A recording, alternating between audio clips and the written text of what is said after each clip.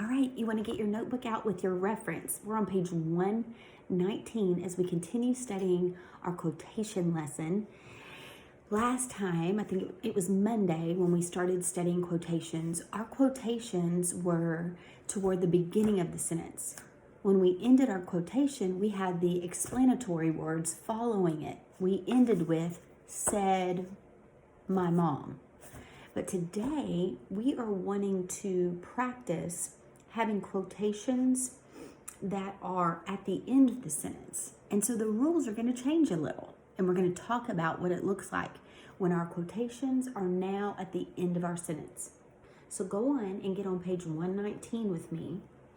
And we're going to go through each rule on reference 46 so that you have an understanding of how the rules change just a bit when our quotations or our quote is at the end of our sentence. So let's look at number 1. Here's the pattern that's going to help us remember what to do. It says C. We know that stands for capital letter. Explanatory words. That's like said so-and-so, replied so-and-so. Then we put a comma after. Always put a comma after your explanatory words when it's at the beginning of the sentence. We're going to do our quotation marks, another capital letter. List our quote, which is the exact wording that someone said. End it with a punctuation mark of a period, exclamatory mark, or question mark, and then close our quotes.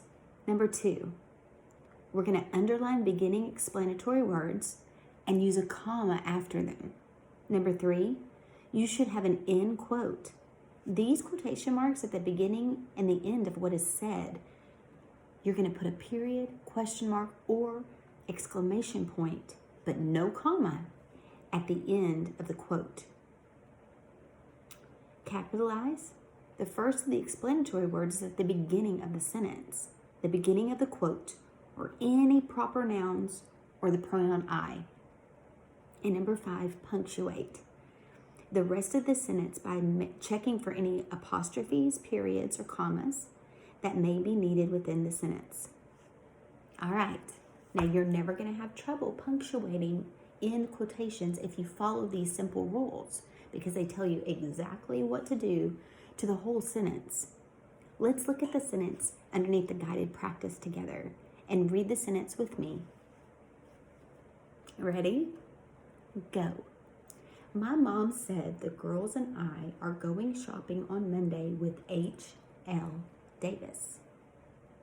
We will break up into sections, each section, and punctuate.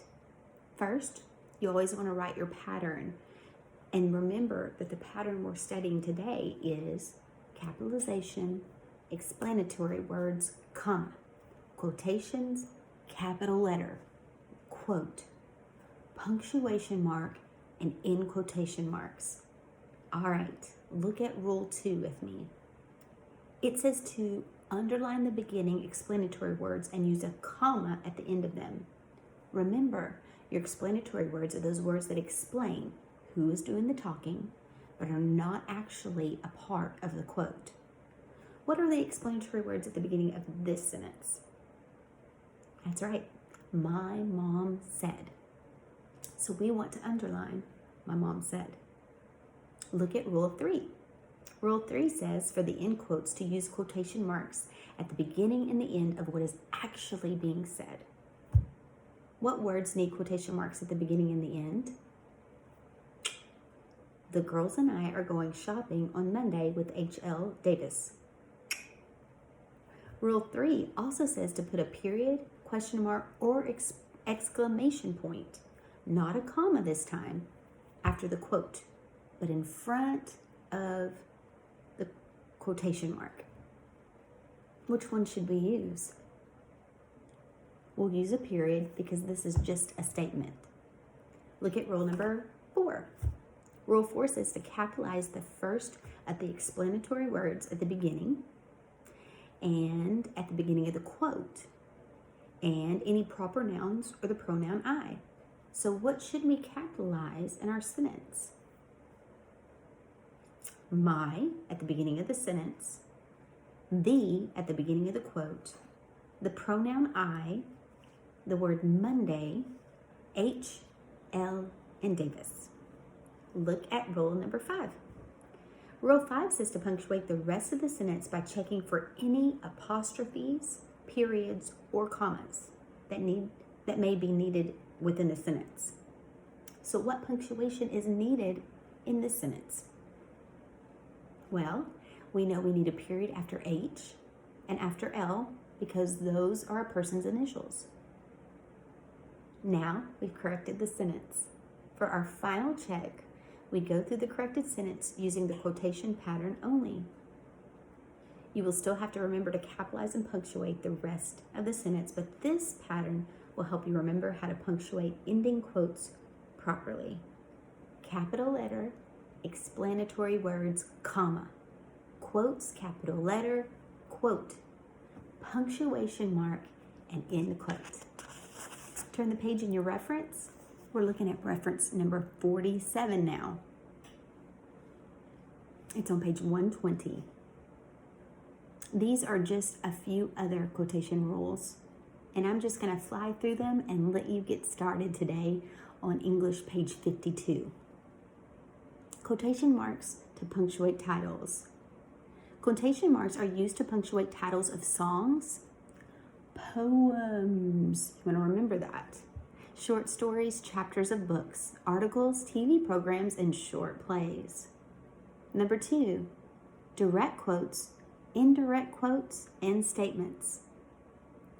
A direct quotation occurs when you show exactly what someone says by using quotation marks. Quotation mark, Cody said, I want a big ice cream cone. B, an indirect quotation occurs when you simply describe what someone says without using his exact words. Indirect quotation. Cody says he wanted a big ice cream cone. And C, a statement occurs when no speaker is mentioned and no quotation is used. Here's the statement. Cody wants a big ice cream cone. Miss Brown wants a big ice cream cone. Ice cream sounds good. I don't know why food always sounds good to me. Okay, guys, this is your lesson for today on quotations. You can go to page 52 in your workbook. We're doing exercise 1 through 4. Please FaceTime. Let me know if you have any questions. I am here to help you. Have a great day. Be looking for your reading lesson coming soon.